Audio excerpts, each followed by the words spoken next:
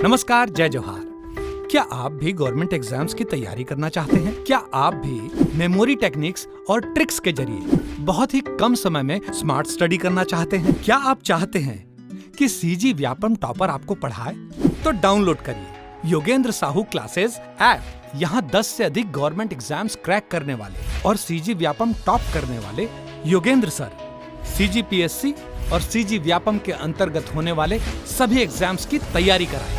तो डाउनलोड करिए Yogendra Sahu classes app to be the best, learn from the best.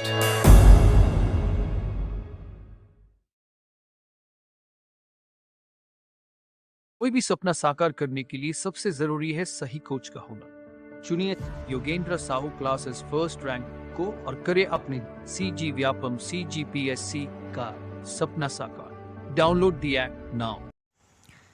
नमस्कार दोस्तों, स्वागत है आपका योगेंद्र साहू ऑनलाइन क्लासेस में। आज हम देखेंगे डेली करंट अफेयर। आज तारीख है 24 फरवरी 2023 और अगर अभी तक आपने हमारे चैनल को सब्सक्राइब नहीं किया है तो चैनल को सब्सक्राइब कर लीजिए। PDF डाउनलोड करने के लिए आप हमारा टेलीग्राम चैनल ज्वाइन कर सकते हैं। टेलीग्राम का लिंक डिस्क्रिप्शन में दे दिया गया है। तो चलिए वीडियो को शुरू करते हैं।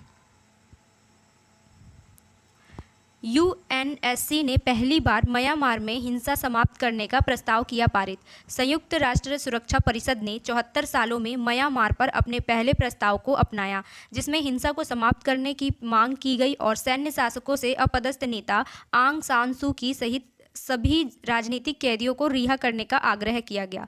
म्यांमार संकट से निपटने के तरीके पर 15 सदस्यीय परिषद लंबे समय से विभाजित है और चीन और रूस कड़ी कार्रवाई के खिलाफ बहस कर रहे हैं। नेक्स्ट देखते हैं। भारत का पहला green steel brand Kalyani Ferresta किया गया लॉन्च। स्टील इंडस्ट्री में कार्बन उत्सर्जन में कमी लाने के लिए भारत का पहला green steel brand Kalyani Ferresta launch किया गया। केंद्रीय इस्पात मंत्री ज्योतिरादित्य सिंधिया ने नई दिल्ली में भारत के पहले हरित स्टील ब्रांड को लॉन्च किया है। फेरेस्टा कल्याणी ग्रीन स्टील की पहली ब्रांड है। इस मौके पर मंत्री ने कहा कि केंद्र सरकार कार्बन उत्सर्जन में कमी लाने के लिए स्टील बनाने में ऊर्जा के नवीनीकरणीय स्रोतों का उपयोग कर रही है। नेक्स्ट देखते हैं। पश्चिम बंगाल में बनेगा देश का दूसरा पनडुब्बी संग्रहालय। पश्चिम बंगाल में भारतीय नौसेना एक पनडुब्बी संग्रहालय बनाने जा रही है। इसकी प्रक्रिया शुरू हो चुकी है। यह विशाखापट्टनम के बाद देश का दूसरा नौसेना का पनडुब्बी संग्रहालय होगा। यह विशाखापट्टनम जैसा ही होगा लेकिन उससे उन्नत होगा। इससे जहां पश्चिम बंगाल पर्यटन को बढ़ावा मिलेगा, साथ ही यह युवाओं को नौसेना में शामिल होने के लिए प्रेरित करेगा। इसकी जानकारी बंगाल क्षेत्र के नौसेना के मुख्य प्रवक्ता कमांडर सुदीप्तो मोइत्रा ने दी। मोइत्रा ने बताया कि भारतीय नौसेना पनडुब्बी संग्रहालय बनाने के लिए बंगाल सरकार से बातचीत हो गई है। नेक्स्ट देखते हैं। भारत में 3 नए सांस्कृतिक स्थलों को यूनेस्को की अस्थायी सूची में किया गया शामिल। भारत की 3 सांस्कृतिक जगहों को यूनेस्को के शहर धरोहर यूनेस्को वर्ल्ड हेरिटेज की संभावित लिस्ट में शामिल किया गया है। इसमें मोढेरो का सूर्य मंदिर, गुजरात का ऐतिहासिक वडनगर शहर जो कि PM मोदी का जन्म स्थान है, और त्रिपुरा में ऊनाकोटी की चट्टानों को काटकर बनाई गई मूर्तियां शामिल है। भारतीय पुरातत्व सर्वेक्षण ASI ने दी है। यूनेस्को की लिस्ट के लिए ज़्यादा स्मारकों और जगहों की लगातार पहचान करने के लिए ASI को बधाई दी। नेक्स्ट देखते हैं। NAAC द्वारा A ग्रेड पाने वाला भारत का पहला विश्वविद्यालय बना गुरु नानक देव विश्वविद्यालय। गुरु नानक देव विश्वविद्यालय अमृतसर पंजाब राष्ट्रीय मूल्यांकन और प्रत्यायन परिषद ग्रेडिंग में 3.85 स्कोर करके A ग्रेड प्राप्त करने वाला भारत का पहला विश्वविद्यालय बन गया है। राष्ट्रीय मूल्यांकन और प्रत्यायन परिषद NAAC की स्थापना 1994 में विश्वविद्यालय अनुदान आयोग के एक स्वायत्त संस्थान के रूप में की गई थी, जिसका मुख्यालय बेंगलुरु में है। NAAC संस्थान की गुणवत्ता स्थिति की समझ प्राप्त करने के लिए कॉलेजों, विश्वविद्यालयों या अन्य मान्यता प्राप्त संस्थानों जैसे उच्च शिक्षण संस्थानों का मूल्यांकन और प्रत्यायन आयोजित करता है। नेक्स्ट देखते हैं। परमाणु ऊर्जा नियामक बोर्ड के अध्यक्ष बने परमाणु वैज्ञानिक दिनेश कुमार शुक्ला। जबलपुर के इंजीनियरिंग कॉलेज के पूर्व छात्र और वरिष्ठ परमाणु वैज्ञानिक दिनेश कुमार शुक्ला को भारत सरकार ने अगले 3 साल की अवधि के लिए परमाणु ऊर्जा नियामक बोर्ड AERB का अध्यक्ष की जिम्मेदारी सौंपी है। यह AERB के कार्यकारी निदेशक रह चुके हैं। अब वह G नागेश्वर राव की जगह लेंगे। उनकी नियुक्ति के साथ ही जबलपुर व प्रदेश का कद एक बार फिर बढ़ गया है। पशुपति कुमार पारस ने दुबई में इंडिया पवेलियन गुल फूड 2023 का उद्घाटन किया।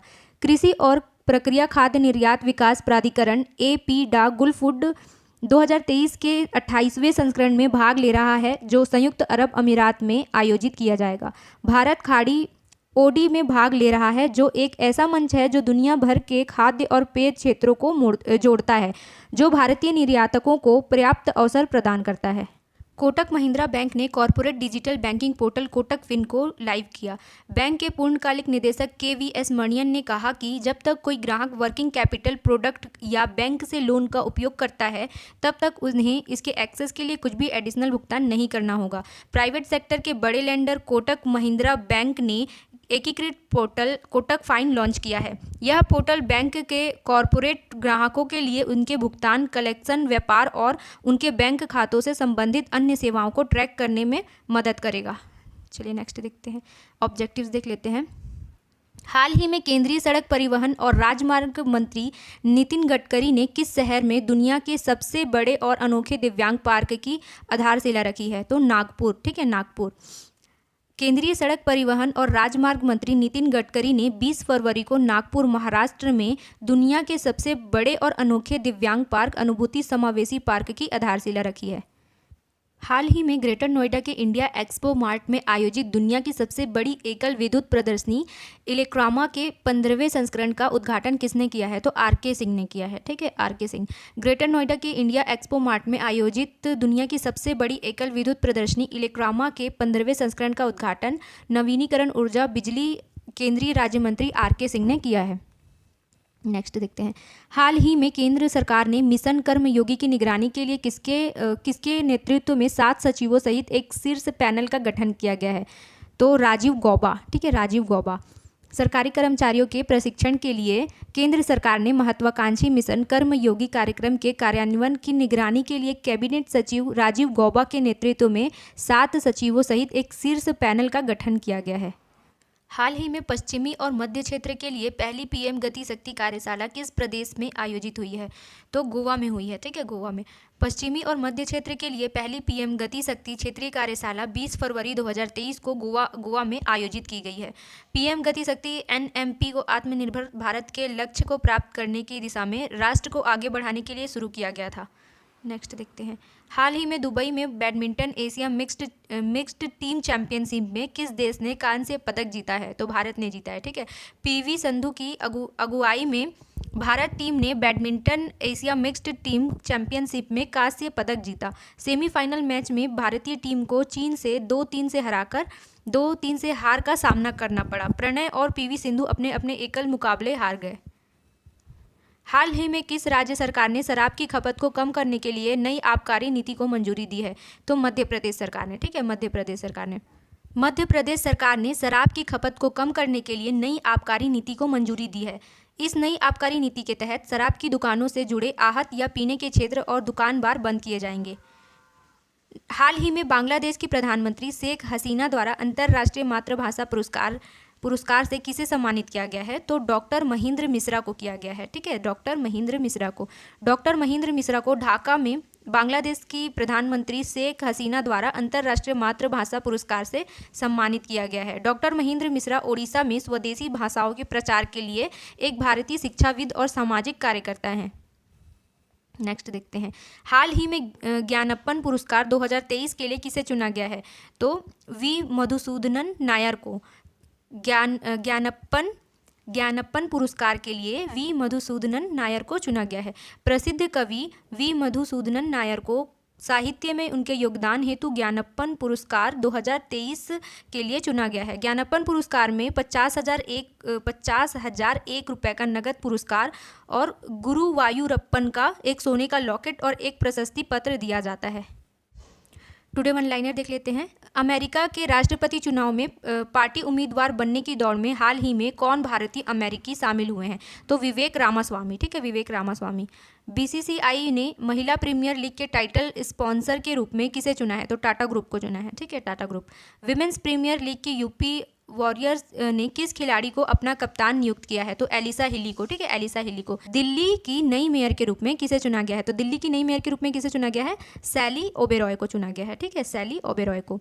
भारत की किस खिलाड़ी ने ISSF विश्व कप में महिलाओं की 10 मीटर एयर राइफल्स में कांस्य पदक जीता है? तो तिलोत्तमा सेन ने, ठीक है, तिलोत्तमा सेन ने। केंद्रीय कैबिनेट ने किस देश के साथ हवाई सेना समझौते को मंजूरी दी है? केंद्रीय कैबिनेट ने किस देश के साथ हवाई सेवा समझौते को मंजूरी दी है? तो गुयाना के साथ, ठीक है, गुयाना। गुलाब चंद कटारिया ने किस राज्य के 31वें राज्यपाल के रूप में शपथ ली है? तो असम राज्य के, ठीक है, असम। भारतीय रेलवे ने हाल ही में किस राज्य में सभी ब्रॉड गेज रूट का विद्युतीकरण पूरा कर लिया है? तो उत्तर प्रदेश, ठीक है, उत्तर प्रदेश। चलिए आज के लिए इतना ही, मिलते हैं नेक्स्ट वीडियो में।